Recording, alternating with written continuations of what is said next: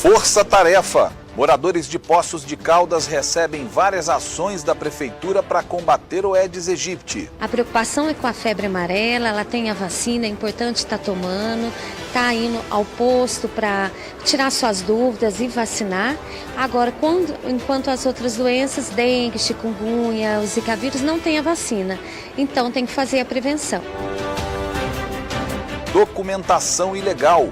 Polícia Rodoviária apreende 2 caminhões que transportavam etanol irregular na BR-040. Foi detectado que o destinatário constante nos documentos fiscais, eles não existem no Rio de Janeiro. E em Montes Claros, vereadores rejeitam um projeto de lei que prevê desconto no salário do parlamentar e faltar às sessões de votação sem justificativa. O abandono de plenário, apesar de ser uma prática legal e constitucional, usado em todos os parlamentos do Brasil e do mundo, mas é uma prática imoral.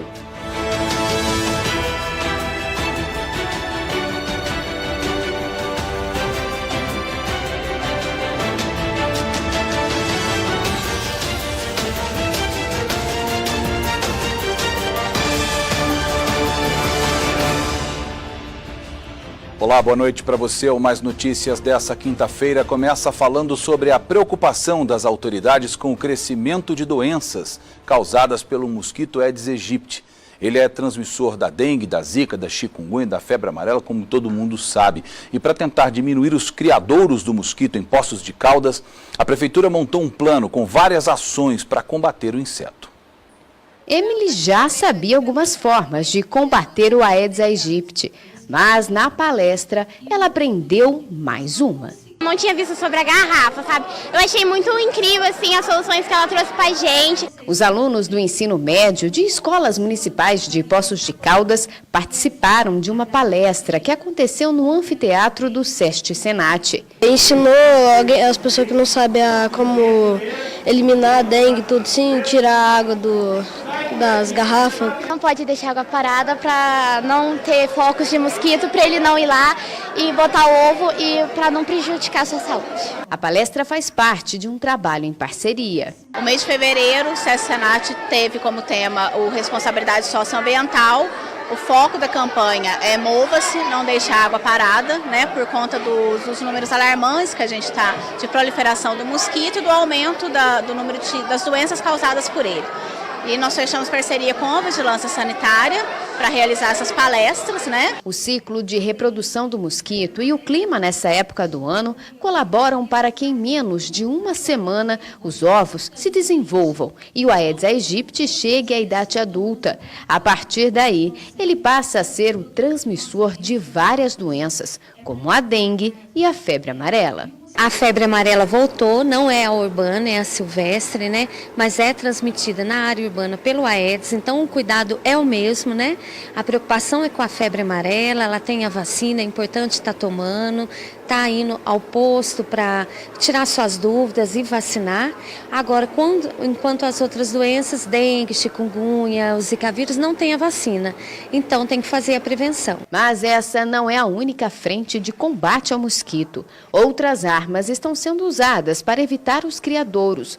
As unidades básicas de saúde têm tido uma participação importante. Aqui nessa unidade básica de saúde, por exemplo, vários cartazes com informações de como acabar com os criadouros do mosquito foram espalhados pelos corredores. Mas o que vem chamando mais a atenção é este painel aqui. A divisória de vidro virou uma tela e com tintas e pincel, um dos funcionários aqui da UBS reproduziu um ambiente bastante atrativo para o temido mosquito. Minha intenção foi justamente essa, desenhar eles em tamanho grande, para que quando esses pacientes chegassem aqui, eles pudessem perceber que mesmo objetos pequenos assim podem causar um estrago bem grande. Além disso, as futuras mamães têm tratamento especial. As gestantes, como que não teve nenhum caso específico de pessoas com febre amarela, as gestantes não tomam a vacina, então é oferecido para elas o repelente para evitar, né? E as orientações. Na unidade de saúde do bairro Aurora, vários objetos onde os mosquitos gostam de botar os ovos estão expostos na sala de espera. Além disso, enquanto aguardam as consultas, os pacientes recebem orientações de como prevenir as doenças causadas pelo mosquito. É um momento que a gente aproveita para lançar uma informação importante, tirar dúvida da população. Hoje mesmo na sala de espera teve bastante participação, as pessoas questionando sobre a vacina da febre amarela, se uma dose é válida. Então é um assunto também puxa o outro. Passeatas e multirões também são realizados pelos agentes de saúde, tudo para conscientizar o maior número de pessoas, já que a guerra contra esse pequeno vilão não é nada fácil. Nós temos essa responsabilidade de estar fazendo, mas a população também, né? De separar o material, descartar no lugar adequado, não deixar pneus espalhados, não deixar acumular muita latinha, material para reciclagem, armazenar no lugar correto para poder dar o descarte adequado. Bom, e ainda falando em febre amarela, os exames feitos em 5 macacos encontrados mortos em várias áreas de Varginha deram negativo para a doença. A informação foi confirmada pela Secretaria Municipal de Saúde da cidade. Os testes foram feitos na Fundação Ezequiel Dias, a FUNED, em Belo Horizonte. 2 carretas que transportavam etanol foram apreendidas no posto da Polícia Rodoviária Federal na BR-040 em Juiz de Fora. Os veículos estavam com a documentação irregular. As 2 carretas carregadas com etanol foram apreendidas pela Polícia Rodoviária Federal na BR-040, em Juiz de Fora. A documentação apresentada pelo motorista indica que os veículos foram carregados em Quirinópolis, no interior de Goiás, e seguiam para São Gonçalo, no Rio de Janeiro. Os policiais estão atentos ao transporte clandestino de combustíveis e têm feito abordagens nas estradas de Minas. As 2 apreensões foram feitas com 20 minutos de diferença. Os 2 veículos seguiam em direção ao Rio de Janeiro e foram abordados em pontos diferentes da BR-040. Ao conferir a documentação, os policiais rodoviários federais perceberam irregularidades e acionaram a Receita Estadual. Uma operação conjunta entre os 2 órgãos está sendo feita para combater o transporte irregular de combustível. Nessas 2 carretas foi detectado que o destinatário constante nos documentos fiscais, eles não existem no Rio de Janeiro, certo? Então, a nota fiscal, ela não presta para o cobertamento fiscal da mercadoria. Ainda não está confirmado se há uma quadrilha agindo no transporte irregular de combustível, mas a Zona da Mata é considerada uma rota muito usada por quem pratica esse tipo de crime. Muitas vezes, entre o emitente e o destinatário, a gente constata que o destinatário está totalmente diverso do real. Por exemplo, tem operações que é de São Paulo para São Paulo, foi abordado em Minas Gerais.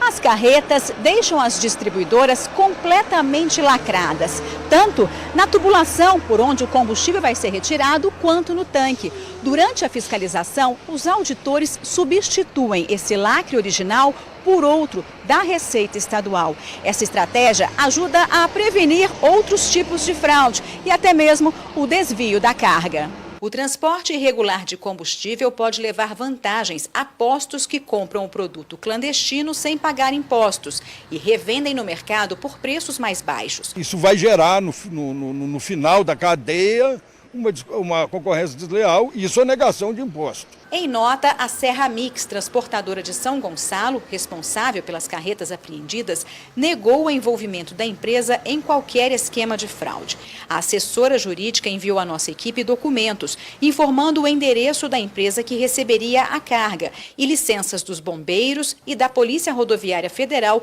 do local da descarga. A pedido da empresa e por questões de segurança, os documentos não vão ser divulgados. Eles vão ser encaminhados às autoridades do Estado para agilizar a liberação dos veículos e da carga. Essa carga foi retida e será submetida à ação fiscal pela fiscalização mineira e os envolvidos, os que serão autuados, vão ter oportunidade de se defender administrativamente. E todos aqueles documentos que eles entendam, né, eles julgam que poderia comprovar uma suposta regularidade dessas operações, eles poderão apresentar dentro desse prazo que é concedido administrativamente. Uma mulher de 46 anos, natural de Varginha, no sul de Minas, morreu ontem à tarde em um acidente na BR-163, em Diamantino, no interior do Mato Grosso. Segundo informações da concessionária que administra a rodovia, Flávia Junqueira Simões Fávaro voltava de Cuiabá, sentido Lucas do Rio Verde, quando perdeu o controle da direção da caminhonete. Em seguida, o veículo bateu de frente com uma carreta e a mulher morreu na hora. Chovia no momento do acidente. Flávia era esposa do médico oftalmologista Jander Fávaro, que também é natural de Varginha. Atualmente, o casal morava em Lucas do Rio Verde. O corpo dela está sendo trazido para Varginha e será velado amanhã na Associação Médica a partir das 5 horas da tarde. O sepultamento será no cemitério Campal. Agora veja esse flagrante registrado pelas câmeras de monitoramento da empresa responsável pela linha férrea que passa por Juiz de Fora.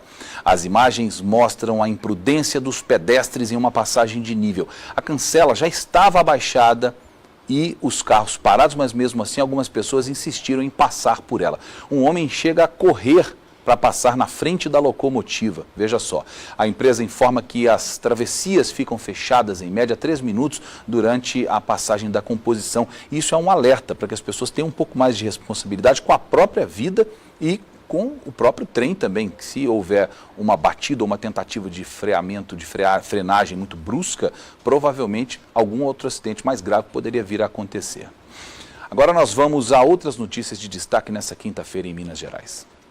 Em Belo Horizonte, mulher de 48 anos é presa em flagrante dirigindo um carro roubado. Segundo as investigações, Ana Paula Gabriche ainda estaria em posse de outros 2 veículos nesta mesma situação. Um deles foi encontrado na casa dela e o outro na casa de um comparsa. Ela é suspeita ainda de participação em outras ações fraudulentas que envolvem também a ex-prefeita da cidade de Santa Luzia, que fica na região metropolitana aqui de Belo Horizonte, Roseli Pimentel. As investigações continuam e envolvem inclusive o tráfico de drogas. De Belo Horizonte, Gabriel Rodrigues.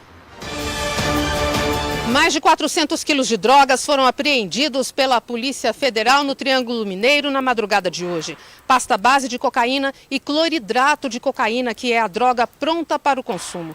Tudo estava escondido no fundo falso de 2 caminhões, supostamente utilizados para transporte de gado. Tudo para dificultar a identificação da droga. Um caminhão foi apreendido na BR-153, próximo ao município de Araporã. O outro na 365, perto de Uberlândia. 3 pessoas foram presas e confirmaram que a droga vinha do Mato Grosso para distribuição no Triângulo.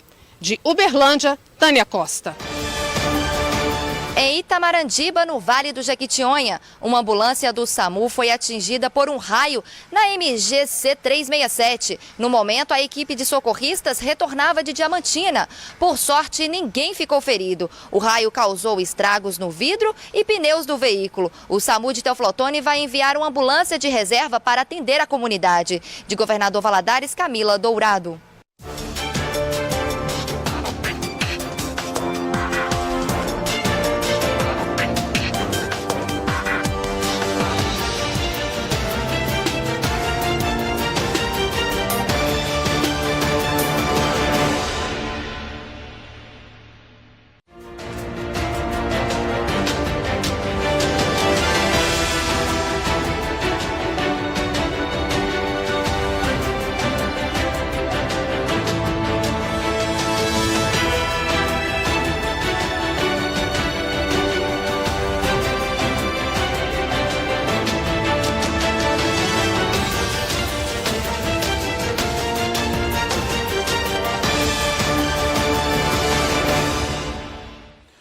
Começou hoje o pagamento do PIS com ano base 2016 para os nascidos nos meses de março e abril.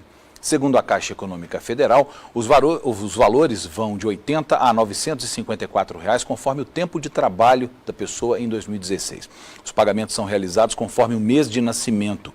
Os recursos de todos os beneficiários ficam disponíveis até o dia 29 de junho. Os últimos a sacar serão os nascidos em maio e em junho, a partir do dia 15 de março. Quem tem o cartão do cidadão e a senha cadastrada pode retirar o dinheiro até em uma casa lotérica ou então nos terminais de autoatendimento da Caixa Econômica Federal. Caso não tenha o cartão do cidadão, o valor pode ser retirado em qualquer agência da Caixa apresentando o documento de identificação. A pitaia é uma fruta que é muito pouco conhecida no Brasil. Ela parece um cacto tem uma cor bem forte, diferente, rende sucos e doces. E pensando nisso, aqui em Minas Gerais, alguns agricultores já apostam no cultivo.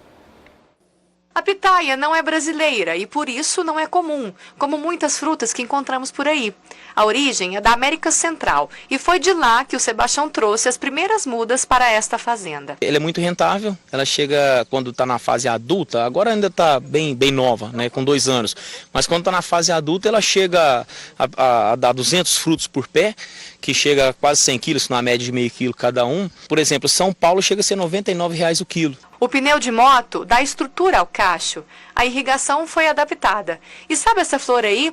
É a pitaia fechada. Elas só abrem à noite e é só longe da luz do sol que a flor é polinizada. A colheita de pitaia acontece geralmente durante 6 meses no ano. Começa no final do ano, mais ou menos em dezembro, e vai até maio do ano seguinte.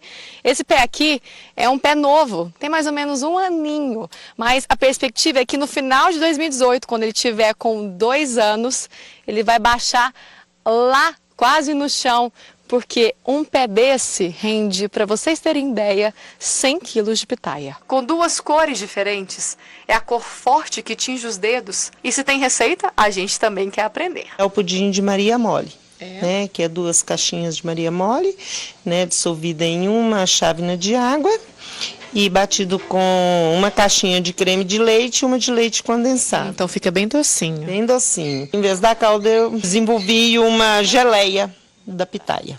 Uma pesquisa apontou que quem está desempregado demora, em média, 1 ano e 2 meses para voltar ao mercado de trabalho. E que mais da metade dos milhões de brasileiros que buscam emprego hoje topa até ganhar menos. Gustavo é engenheiro de projetos. Saiu do trabalho em dezembro de 2016 por meio de um programa de demissão voluntária, já com uma nova oportunidade em vista. Mas nada saiu como esperado e já se vão 1 ano e 2 meses desempregado. Eu pensei que já estava com o futuro garantido, só que a outra empresa passou por um momento de crise também, cortando diversas vagas e cargos, e a minha vaga foi uma das cortadas, então acabou que eu fiquei sem os 2. Nesse tempo, ele passou por 10 processos seletivos. Sem sucesso em nenhum, decidiu investir em conhecimento. Estou estudando, né, fazendo pós, MBA. 1 ano e 2 meses. Segundo uma pesquisa do SPC Brasil, esse é o tempo médio que uma pessoa fica sem emprego no país. São 2 meses a mais que o registrado em 2016. Ainda que o cenário de recessão econômica esteja um pouco melhor, 2018 já começou com 12,3 milhões de brasileiros desempregados. 1,5 milhão está aqui em Minas Gerais. O estudo apontou também o perfil do desempregado no país. 59% são mulheres, com média de idade de 34 anos, têm ensino médio completo e filhos. Para se recolocar no mercado, muita gente pede ajuda. Astrid é uma consultora especializada nessa área. Para ela, um desempregado deve aproveitar o tempo que está parado para investir na carreira. Quando a oportunidade surgir, ele estará preparado. Pegar novas certificações, fazer cursos de pequena duração, melhorar o seu network, melhorar a sua rede de relacionamentos. Esse workshop, por exemplo, é focado em melhorar o desempenho do candidato em um processo seletivo.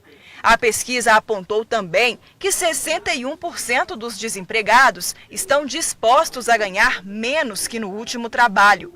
A consultora explica que conseguir um emprego significa muito mais que recolocar a vida profissional nos eixos. Os profissionais estão mesmo aceitando cargos menores, estão abrindo para localidades distantes, áreas mais remotas, para reduzir esse prazo. Soraya já ficou desempregada outras vezes, mas nunca tanto tempo como agora. Já são 9 meses fora do mercado de trabalho e alguns planos adiados. Eu sou noiva, então a gente teve que dar uma parada no casamento para poder planejar melhor, né? Começar uma vida 2 melhor. 53% dos candidatos estão confiantes em conseguir um emprego nos próximos 3 meses. A Soraya está otimista. Isso faz a gente exercitar muita paciência, porque não depende só da gente. Depende de empresa, depende da economia do país, principalmente, né? O projeto de lei que obriga a presença de vereadores em dias de votação no plenário foi rejeitado em Montes Claros. De acordo com a proposta, em caso de falta sem justificativa, o vereador teria um desconto no salário. Aliás, como acontece com qualquer trabalhador em qualquer empresa do país. Moradores não concordaram com o resultado. A reunião foi marcada por protestos de moradores que criticaram a decisão do plenário. Seja humilde! Bem humilde! Isso é vergonha! Em alguns momentos, o presidente da casa teve que interromper a sessão. Raimundo do INSS! Lixo! Lixo! A confusão foi motivada porque a Câmara de Vereadores não aprovou um projeto que obrigaria a presença dos vereadores em dias de votação no plenário. Vanderlei é o autor da proposta, que alteraria o regimento da casa. O placar foi de 11-9. Eu via com frequência abandonos de plenário. Vereadores ali reuniam e, de acordo com o projeto, eles abandonavam o plenário e encerravam a reunião. E a partir daí ia barganhar com o prefeito, né? O retorno desse projeto, certamente com alguns cargos e obras, né? O projeto foi apresentado em janeiro deste ano, mas, segundo o vereador, já é a segunda vez em menos de 2 anos que ele tenta alterar o dispositivo. A Câmara Municipal hoje tem 23 vereadores e, segundo ele, a ausência dos legisladores está prejudicando o trabalho do Legislativo. Não tem pressão nenhuma, é simplesmente que faça do mandato de forma ética e representando sim a população. Então, abandonar plenário para não votar em projeto, então eu acho que não deveria estar aqui. Então, se foi votado e está representando a população, é para debater todos os projetos, polêmicos ou não. Caso o projeto fosse aprovado, o parlamentar que se ausentasse sem nenhuma justificativa convincente poderia ser punido. O abandono de plenário, apesar de ser uma prática legal e constitucional, usado em todos os parlamentos do Brasil e do mundo, mas é uma prática imoral, uma vez que a população ela paga um bom salário para o seu representante estar aqui a cada reunião. Dos 21 vereadores presentes no plenário, seriam necessários pelo menos 12 votos a favor para que o projeto fosse aprovado. Isso porque, segundo o regimento da casa, mesmo com o resultado de 11-9 a favor, a maioria dos votos teria que ser absoluta. Ao final da reunião, os vereadores continuaram o debate. Vereador há mais de 20 anos, seu Sebastião foi contra o projeto. Eu acho que o trabalho do vereador tem que ter a liberdade. Eu não aceito que coloque aqui uma grade aqui para que o vereador fuja do plenário. Em nota, a presidência da Câmara Municipal de Vereadores de Montes Claros elogiou a iniciativa do projeto, mas disse que a proposta deveria ser melhor discutida antes de ir à votação. A casa esclareceu ainda que nessa legislatura não foi registrado nenhum abandono de plenário. O autor do projeto diz que não vai desistir da proposta. A partir do momento que a gente não tem essa consciência de trabalhar eticamente, não podemos reclamar dessa corrupção, não. Não é só em Brasília. Aqui em Montes Claros, no nosso parlamento também tem corrupção. O voto contrário a esse projeto é um ato de corrupção. É falta de respeito para com o povo, porque nós elegemos vereadores para nos representar. Eles são trabalhadores do povo. E, no entanto, eles não estão sendo coerentes para com o intuito que eles foram eleitos. É uma democracia. E mesmo dentro da democracia, tem que ter disciplina. Se não tem disciplina, vira bagunça.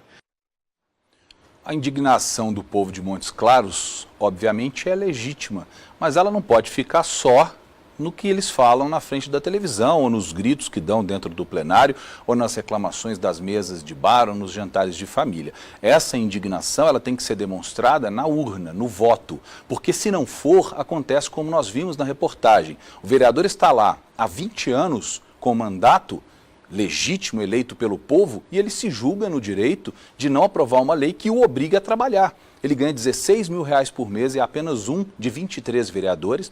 mas se julga no direito de não trabalhar, diz que não aceita grades impedindo que ele tenha liberdade de entrar ou sair a hora que quiser. Você que é funcionário, que é empregado, não tem essa liberdade de entrar e sair a hora que quiser. Você tem horário para chegar, você tem horário para sair. O seu representante deveria, pelo menos, ter uma grade moral que o impedisse de defender esse tipo de indecência. Acontece em todas as câmaras de vereadores? Certamente que sim. E acontece porque a nossa indignação geralmente é a mosquinha sem asa que não ultrapassa as janelas de nossas casas. A gente precisa mudar isso e tem que ser no voto. O secretário de Segurança Pública do Estado de Minas Gerais, Sérgio Barbosa Menezes, se reuniu hoje com o ministro da Justiça, Torquato Jardim, e com secretários de São Paulo, Rio de Janeiro e de Espírito Santo. O encontro foi para discutir medidas para evitar que criminosos fujam para outros estados durante a intervenção militar no Rio de Janeiro. Na reunião, Sérgio Menezes propôs uma maior integração entre os estados e o mapeamento das divisas para evitar a entrada de armas e drogas. A proposta foi aceita pelo ministro. O secretário também informou que o policiamento nas fronteiras, nas divisas de Minas Gerais com o Rio de Janeiro foi reforçado. Agora a previsão do tempo, um breve intervalo e voltamos já já.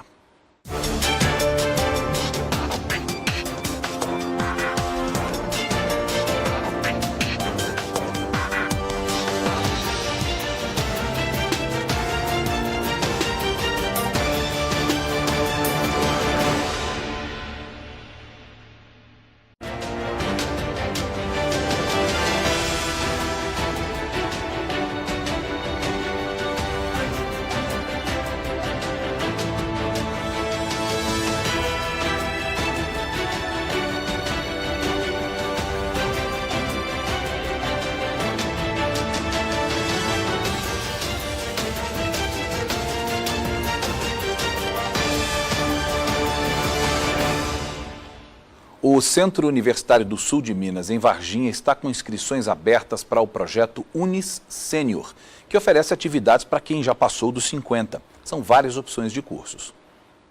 O projeto oferece diversas atividades, entre elas informática, nutrição e alimentação saudável e fisioterapia. A novidade este ano é que podem participar do projeto pessoas com 50 anos ou mais. Para falar mais sobre esse assunto, eu vou falar agora com o Hernani Júnior, coordenador do Núcleo de Gestão de Saúde e Sociedade. Por que essa mudança na faixa etária? Bom, isso é uma demanda que a gente já vem observando nos anos anteriores, que o público com mais de 50 anos também tem procurado o projeto. Nós, inclusive, já tínhamos algumas pessoas nessa faixa etária e aí então decidimos oficializar para abrir um pouquinho o leque e também captar pessoas acima de 50 anos. Quais atividades são oferecidas, então? Eu sei que são muito mais do que as que eu já mencionei, não é? Nós temos atividades envolvendo a estética e a beleza, cuidados pessoais, atividades envolvendo a própria condição física da pessoa para a estimulação do bem-estar dela e das atividades diárias, atividades como hidroginástica, alongamentos. Nós temos atividades na área da nutrição, da alimentação saudável. E para esse semestre agora nós estamos pensando em oficinas de teatro, de musicalização, oficinas também de produção literária e oficinas para estimulação cognitiva e memorização, que são situações muito típicas desse público, dessa faixa etária, que precisam estar trabalhando essas questões para manter as atividades do dia a dia com saúde, com bem-estar, né, dentro de uma vida saudável. Há um valor a ser pago pela taxa de inscrição e até pela mensalidade? Como que funciona?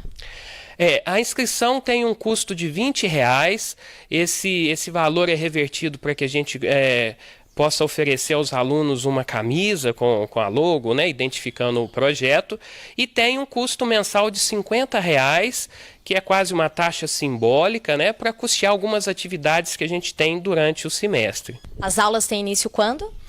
Está previsto para começar no dia 1º de março, e para que o aluno novo possa participar, ele precisa só ir no setor de extensão do Grupo Unis, que fica na Vila Pinto, no campus 1 do Unis.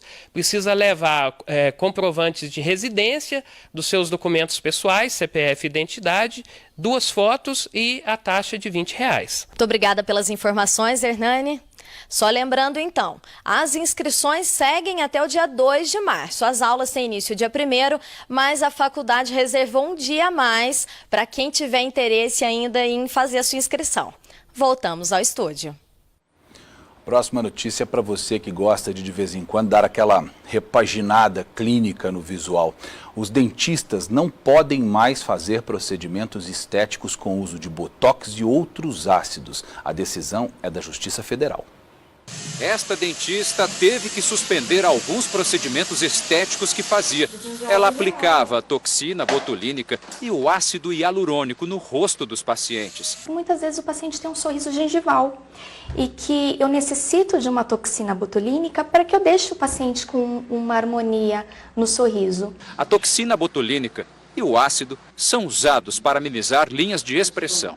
Desde 2016, os dentistas tinham permissão para fazer os procedimentos estéticos com os produtos antes manipulados por dermatologistas e cirurgiões plásticos, mas agora a permissão foi derrubada. Foi uma decisão da Justiça Federal que, por meio de uma liminar, proibiu os dentistas de usarem essas duas substâncias para fins estéticos, o que já vinha sendo comum em consultórios odontológicos de todo o país. Passou a ser uma disputa judicial. A Sociedade Brasileira de Cirurgia Plástica alega que os dentistas não têm formação técnica para aplicar os produtos. A possibilidade de se criar um problema maior que a pessoa vai levar o resto da vida é muito grande. O Conselho Federal de Odontologia tenta reverter a decisão. O cirurgião dentista, ele passa 5 anos numa faculdade onde ele estuda cabeça e pescoço. O médico passa 6 anos estudando o corpo humano. Eu lhe pergunto, quem conhece mais fácil, dentista ou médico?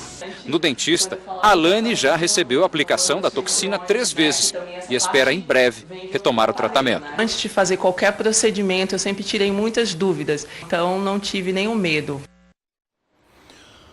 Uma jornalista mineira teve a imagem associada indevidamente à venda de um medicamento que promete uma fórmula mágica para emagrecer. Ela perdeu 40 quilos com muito treino e com mudança de hábitos alimentares. E ficou preocupada ao ver que suas fotos estão sendo usadas para comercialização de um remédio pela internet. As fotos impactantes revelam o sacrifício de Karina para emagrecer 40 quilos. A jornalista começou a mudar os hábitos quando atingiu os 125 quilos e entrou em depressão. É um sacrifício diário, né? Assim, alimentação, exercício físico. A mudança no visual e principalmente na qualidade de vida tem servido de inspiração para muitas pessoas que acompanham a jornalista pelas redes sociais. Karina posta fotos dos pratos, ensina receitas com baixas calorias e incentiva o seguidor a permanecer firme para alcançar o objetivo. E foram os seguidores dela que a alertaram sobre a utilização de uma foto indevida em vários grupos de uma rede social, todos de São Paulo. E é esta foto aqui que mostra o antes e o depois. A Karina foi pesquisar e descobriu que a foto está por trás de um anúncio de venda de um composto emagrecedor sem qualquer restrição. E a gente pode observar que várias pessoas já demonstraram interesse. Uma das mensagens foi enviada por uma moradora de Osasco. É um sentimento de revolta mesmo, porque eu tenho um sacrifício diário. Quem me acompanha sabe que é dieta, é exercício, é disciplina para poder conseguir os resultados. E aí, de repente, uma pessoa rouba uma foto sua e associa essa foto a um medicamento. A nossa produção fez contato com o casal responsável pelo anúncio, que se apresenta com essa foto e com os nomes de Daniel e Nayara. E a mulher quem atende ao telefone. É um remédio que você emagrece com ele de uma fórmula. É uma fórmula, né? Com vários componentes.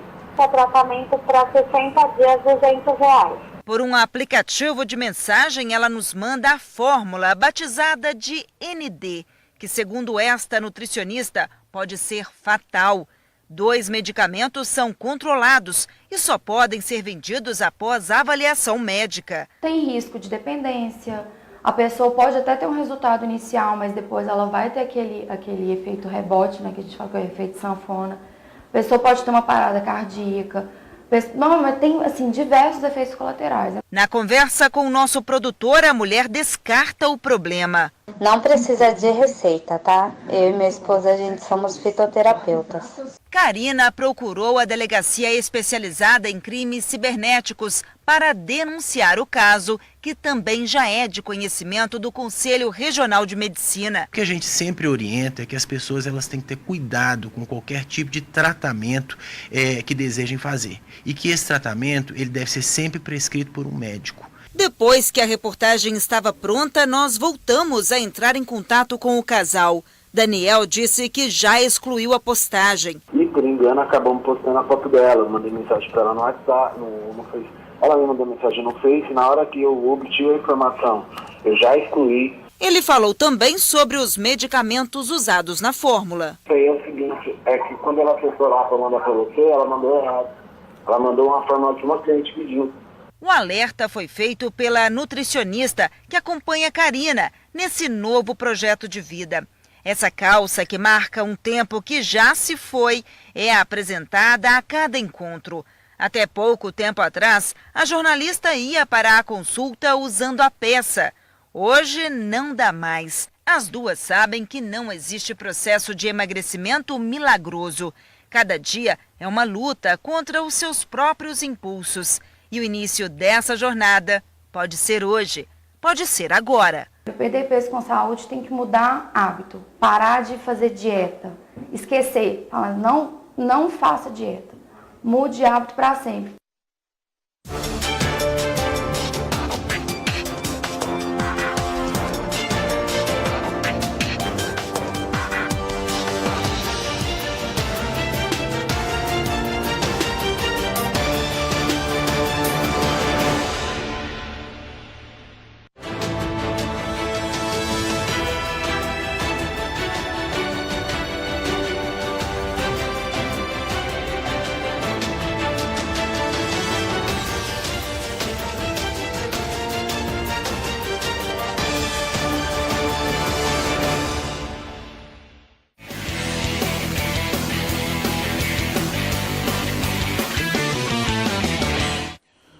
O assunto é Copa do Brasil. Letícia Reis, que já está aqui conosco, vai falar do jogo primeiro do Boa, que até conseguiu segurar o empate, não é, Letícia? Mas acabou sendo eliminado da Copa do Brasil. Boa noite para você.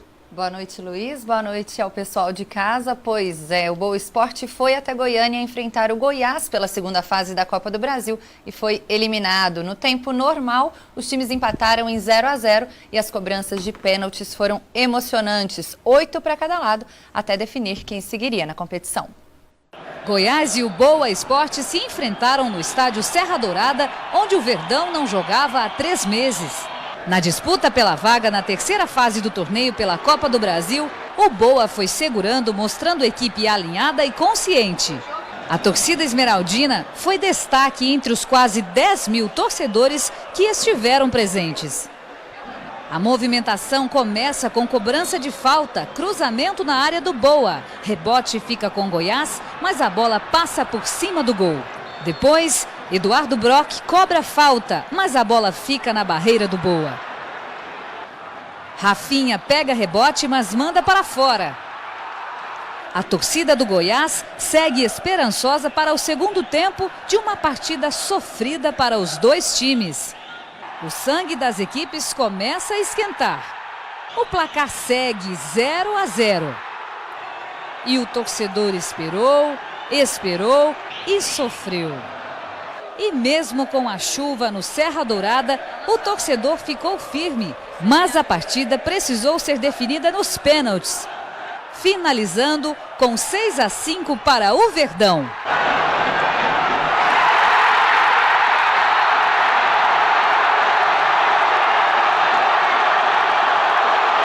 O torcedor esmeraldino vai para casa comemorando embaixo de chuva sem levar lágrimas, que foi de muito sofrimento. Mais de 10 mil torcedores acompanharam a partida. Esse time hoje foi o time ideal e um time que, para mim, ele tentou de todas as maneiras o resultado e seria muito, muito, muito triste eu ver esses jogadores sem comemorar essa classificação. O que faltou ao Boa, Letícia? Olha, o Boa foi para jogar fechadinho pelo empate, mas eu acho que faltou aquele ponto-chave que é o contra-ataque, aproveitar a bola. E o Boa Esporte não tem esse homem de área para poder finalizar, para poder... O time joga fechado, mas lá na frente não tem quem finaliza. Bom ficar de olho nisso para a Série B, né? Para a Série B, com certeza. Agora, o Atlético, por algum momento, pensou-se até que poderia ter alguma dificuldade, mas o Botafogo da Paraíba não foi páreo para o Atlético Mineiro. Deu trabalho nenhum, viu, Luiz? O Atlético Mineiro conseguiu passar da fase, né, da Copa do Brasil. Essa fase sob o comando de Thiago Largue parece que começou a dar certo. O Galo conseguiu já 2 importantes vitórias, né? Tanto pelo Mineiro, que venceu a América no final de semana por 3-0, e ontem goleou o Botafogo da Paraíba, que estava invicto na temporada por 4-0. Com o resultado, o Atlético avançou para a 3ª fase da Copa do Brasil. A torcida do Botafogo marcou presença para receber o time na chegada ao Almeidão. Foi uma festa de arrepiar.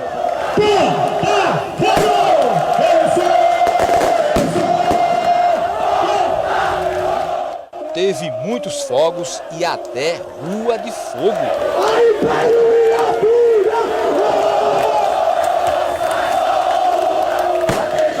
Nas arquibancadas do estádio, a festa continuou, com presença marcante da torcida. Para o Belo, estava o desafio de testar sua invencibilidade diante de um clube da 1ª divisão do Campeonato Brasileiro. Para o Galo, a oportunidade de tentar uma vitória e fortalecer a recuperação da crise que enfrenta. A primeira tentativa foi do Botafogo, aos 5 minutos com Dico pela esquerda. Victor pegou. Os times se estudavam, mas o Botafogo tinha mais volume de jogo. Aos 17 minutos, mais uma tentativa do Belo com Marcos Aurélio, que tentou surpreender o goleiro do Galo. Ruim também para o Belo foi a saída de Dico, que ficou sem condições de jogar. 2 minutos depois, o Atlético chegou com a primeira chance do primeiro tempo. Otero lançou na área. Roger Guedes abriu o placar de cabeça. 1-0, silêncio no Almeidão. No segundo tempo, o Atlético já começou levando perigo. Na indefinição da defesa do Belo, Otero avançou e quase fazia o segundo do Galo. Aos 11 minutos, o Belo construiu uma boa oportunidade com Nando. Ele bateu forte e chegou até a animar a torcida. Mas aos 16 minutos, o Galo fez contra-ataque rápido. Casares, que havia acabado de entrar, recebeu, dominou, limpou a jogada, bateu e fez o segundo do Atlético. Um balde de gelo na torcida do Botafogo. E não demorou muito para o Galo cantar de novo. Ricardo Oliveira entrou tranquilamente, trocou de pé e bateu na saída do goleiro Edson. 3-0 para o Galo. Aos 27 minutos, o Botafogo chegou com esse cruzamento de Marlon. Nando teve a oportunidade, mas não alcançou a bola. Aos 36 minutos, o Galo cantou de novo e fez o 4º com Luan nessa jogada de contra-ataque. Final, Botafogo 0, Atlético Mineiro 4. A gente vem para cá até por muitos da imprensa que a gente de repente não passaria hoje aqui. A gente sabia da dificuldade do jogo, né? Mas nós não deixamos de saber quem nós somos, a camisa que nós vestimos. É muito grande o time que a gente joga, o nosso time tem muita qualidade. Já vista, vocês viram o jogo que nós fizemos aí, não só do placar, mas de jogo mesmo, de propor o jogo. Apesar da goleada, a torcida do Belo não protestou nem vaiou o time. Um agradecimento muito especial ao torcedor, né, pela festa que foi feita, pelo incentivo, pelo apoio durante os 90 minutos, mesmo depois de estar perdendo, né, por 2-0, por 3-0, o torcedor compreendeu e enxergou a luta dos atletas no campo, a entrega dos atletas no campo. A responsabilidade da derrota e da eliminação ela é minha, porque nós fizemos tudo aquilo que podia ser feito em 2 dias, né? Após o jogo do clássico domingo, após o desprendimento que nós tivemos pela necessidade da vitória, e os atletas se doaram ao máximo. Os jogadores de futebol têm que parar com esse mimimi de querer ficar respondendo em imprensa o tempo inteiro. Responde em campo, fazendo o que eles são pagos para fazer, que é gol. O Atlético fez muito bem no domingo, fez muito bem ontem e está seguindo a competição e mostrando que a crise parece ter ido embora, né?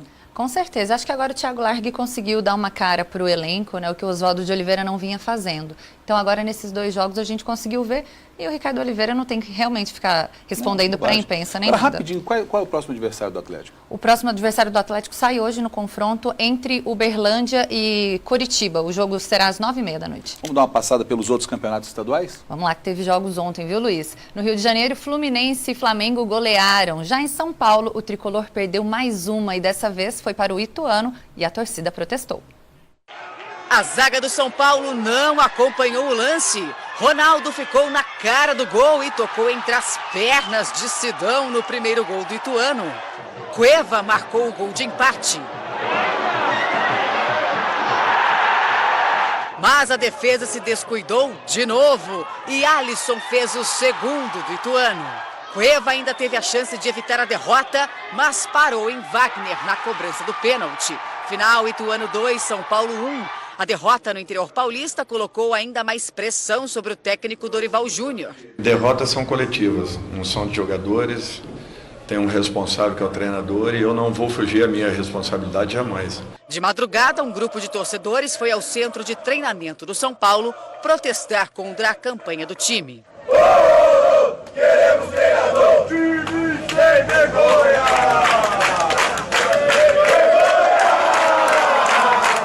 Na Taça Rio, o segundo turno do Campeonato Carioca, Diego bateu falta com perfeição e marcou o primeiro do Flamengo contra o Madureira. A defesa pediu impedimento, mas a jogada seguiu e Lucas Paquetá deixou o dele.